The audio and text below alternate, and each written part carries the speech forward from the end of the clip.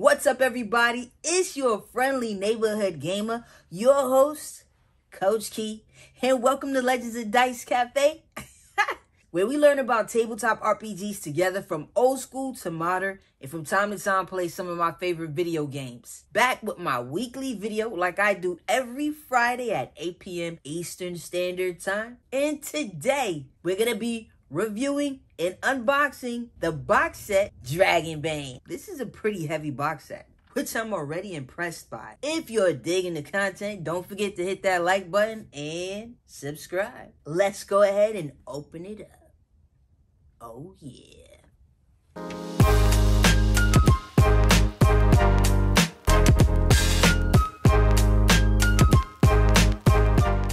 Alrighty, here we go. Let's open this up. Let me tell you, the only other heavy box set I've ever had or purchased was Zweihander, which I do have a review on my page, so go ahead and check that out when you get a chance. Wink, wink. And I paid about $46 for this, which is, again, the most that I've ever paid for a box set. But once we open it up, you'll see I personally feel like it's worth the money. All right, first up, let's try out these dice. Let's see. I like them. So you get 4 D6, you get 2 D20, D4 of course, 8 D8, D12, D10. I like these. I like the color. They even have a cool dragon. I like that. I like these. I love dice. We'll worry about this in a few. It comes with a games catalog of some of their other games, which I thought was pretty cool. See, you get 2 stacks of these cards. Let's open them up. Let's see. So in this stack, you've got your treasure cards. Then it also has improvised weapons cards. It breaks it down. Then it also has initiative cards, which is cool. And then in the next stack, it has adventure cards. So it looks like this must be the adventures inside of the booklet to keep track. But again, we'll find out a little later on. Then you've got more treasure cards, and it tells you what you find within that treasure chest. The rules booklet, I like this. The material, it feels like the box set is made out of some pretty good material. I love the dice already. Now, I am extremely new to Dragonbane. This was my first time taking a look into it, into the rules, into the system. And as I was going through the rule book, a few things popped out to me that I wanted to actually share with you guys, just in case you're new to Dragonbane as well. It does say you do not need to read everything before you start playing. I like the artwork in here too. I think it's pretty cool. And this was new to me. Rolling a D3 means rolling a D6 and dividing the result by 2, rounding up. And of course, and then it also explains when it's calling for multiple dice. Rolling 2 D6 means that you roll 2 6-sided dice and add the results. I like that it explained that. Skilled rolls, it says rolling. So this is a D20 system. To determine whether an action succeeds or fails, usually roll a D20. Rolling equal to or actually under your skill level means that the action succeed. If you have a boon, you roll 2 D20s, and it explains a little bit more what a boon is. You roll 2 D20s for the action and only count the lowest result. So it sounds like advantage and disadvantage. If you have a bane, you also roll 2 D20s, but instead only count the highest result. And it does have a booklet for playing solo, which I'll show you a little later. And then it goes into creating your character. And it does come with 5 blank character sheets, so you can create your own character, which I'm always a big fan of. Again, fantastic artwork. And instead of races, you have kin. There are 6 playable kins in Dragonbane. You have a halfling, a dwarf, an elf, a mallard, which is new, and a wolfkin. Wolfkin. And then instead of classes, you have professions. Your choice of profession will determine much about your character, mainly your skills. 6 of your trained starting skills, which they'll go into a little bit more, must be chosen from those listed for your profession. Your profession also determines what gear you start out with and which heroic ability you get. And it has a few different professions, and it actually lets you know that you can roll a D10 for a random profession. You have an artisan, a bard, a fighter, a hunter, a knight, a mage, mariner, a merchant, a scholar, a thief. And here are your attributes. You roll 4d6, your starting scores for each attribute. You roll 4d6 and remove the worst die, and it does let you know that you may swap the scores. Then you adjust your attribute based on your age, which is interesting. So when you're old, your strength, your agility, and constitution. It's a -2, and your intelligence and willpower is +1, which makes sense. When you're young, your agility and constitution is a +1. And then your skills. Skills represent knowledge and abilities you have acquired during or prior to your life as an adventurer. They are important as they determine how effectively you can perform actions in the game. So your hit points, your maximum number of hit points is equal to your constitution. And then you have willpower. Willpower points are used for magic as well as innate and heroic abilities. And you also do have secondary skills. Beyond your core skills, there are secondary skills such as schools of magic. You've got heroic abilities, your gear. Then it goes into your skills. Rolling a dragon. Rolling 1 on a d20 means that you are particularly successful. This is called rolling a dragon. It sounds like a critical success and a critical failure. Because you also have rolling a demon, rolling a d20. Rolling a 20 on a d20 is called rolling a demon. It means that roll fails regardless of your skill level and other circumstances. And then it goes into the boons and banes. So it says, but sometimes the GM might want to underscore that external factors can either help or hinder an action.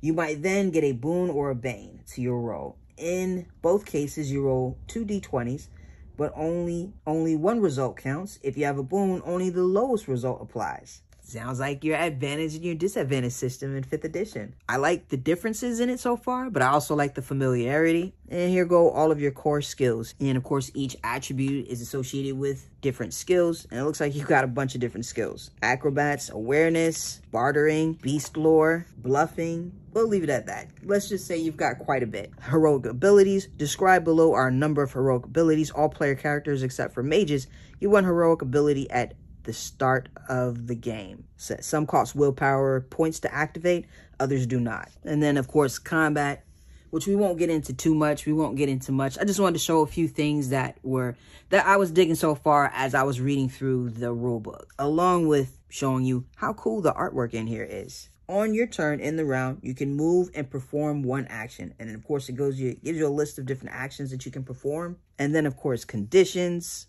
And then magic. I personally love magic. Exploring magic is as much art as it is science. There are different schools of magic, each with a unique view on what magic is and how it works. And it goes into a little bit more detail. And then, of course, your spells and casting spells. You've got your gear. And then, of course, your section for monsters.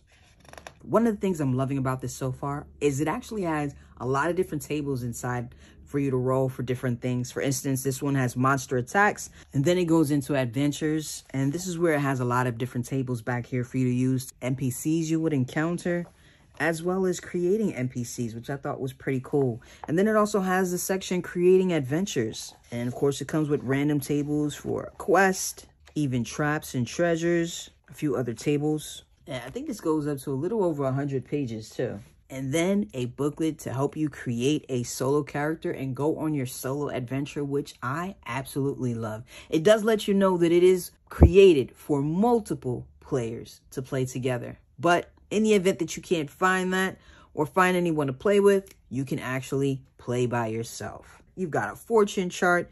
You've got inspiration table. I love it. I'm looking forward to playing this. NPC attack table. Surviving solo play. Then it has your missions and exploration tables. I love tables. I love creating my own tables, but I love checking out other tables for inspiration as well, which I think these are so cool. I love the fact that it comes with the ability to play solo, which is fantastic. Then you have your adventure booklet. And if I'm not mistaken, it comes with 11 different adventures for you to take your players on, which is pretty cool. It's a pretty thick book too, 116 pages. I'm definitely enjoying what I'm learning about this game, and I'm enjoying all the contents that come with it too. And then it comes with this super awesome, cool map, and it's made out of really good material. This would be fantastic. I love using that word. This would be fantastic to frame. I love this map. It's a really pretty map. Take a second to look at that. Check out the artwork. And I like this on the back. It has special thanks to our top backers. And a list of everyone's names. And then, of course, it comes with 5 pre-generated character sheets. What I like as well, 5 blank character sheets. So you can create your own character. Fantastic ways that helped me to start learning D&D 5th edition was actually creating a character. So I love that it has that option for both. And it also comes with a cool battle map. It's not very large, but you don't really need a lot of space for a battle map. I think it's pretty cool. And then it on the back as well, I think this is so cool. And you get standees. These are my these are my first standees, and I was super excited. I love that they come with them, okay, because I love miniatures, and I've always wanted to grab some of these standees. They're back and front, and they're easy to pop out, and they're pretty cool. I like them.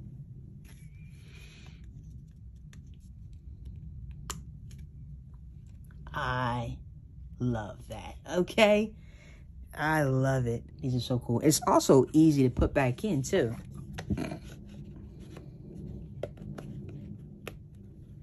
See? Voila. So, you've got your standees. You get your battle map. 5 pre-generated character sheets. 5 blank character sheets. A really cool map. The adventure booklet with 11 complete adventures for your players. A booklet to teach you how to run it solo.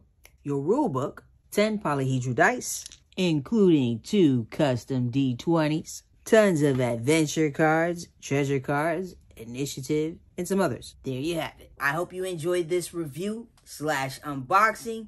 I'm personally really feeling this game so far, and I'm definitely looking forward to running it. Hands down, I think it's well worth it. If you've got the funds to spend, of course, I think it's a fantastic addition to your tabletop collection. And as always, don't forget to like, comment, and subscribe. And turn on your notifications, because I'll be running this game solo very soon. And you don't want to miss out on any of the cool content that I drop weekly, okay? So stay tuned. See you guys next week, same time, 8 p.m. Eastern Standard Time on Friday. And as always, I really appreciate everyone taking the time out to watch the video, comment, subscribe. It means so much to me. So thank you so much for all of the support. I hope you have a fantastic weekend. See you soon.